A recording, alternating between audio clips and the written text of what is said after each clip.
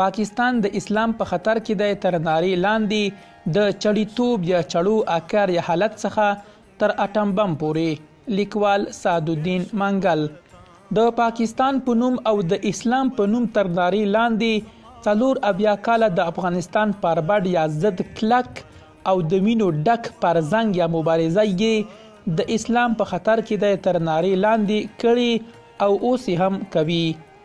له بهرني دښمن څخه ګیله نشته چې څه کوي، ځکه چې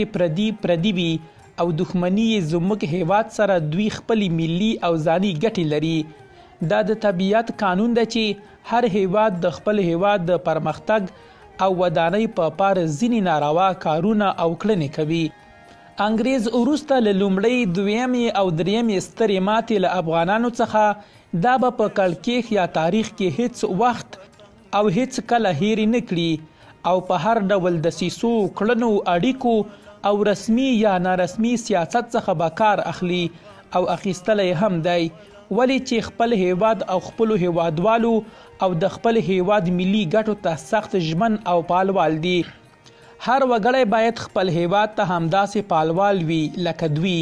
د پاکستان دولت که د افغانستان پر بډ یا ضد نه نیغ جنګیږي، پاکستانی چارواکي تل کوښښ کوي چې د افغانستان په کورنیو چارو کې لاسوهنه وکړي او افغان دولت ته سرخوږی جوړ کړي.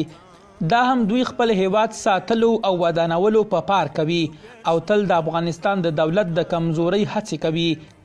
چې موږ د ډیورند تورې کرښې غږ پورته نه کړو او په خپل منځي جګړې اخته کړي یو، او هڅه کوي چې په افغانانو کې خپل زري یا جاسوسان چې دوی د کډوالۍ په وخت کې د خپل نیز او موخو په پار روزلی دي د افغانستان په دولت کې ځای پر ځای کړي. خبره مو دا کوله چې د پردي دښمن څخه ګیله نه ده پکار. ستره بدبختي خو زموږ دا بې شعوره او کباړي اشرار دي چې د سردار داود خان په وخت کې یې ټاټوبی پرېښود او د هیواد څخه وتښتېدل او ځانونه یې د تور پنجاب یا ISI غیږه کې واچول او هغوی هم د اسلام په خطر کې دی تر نارې لاندې یې د افغان ولس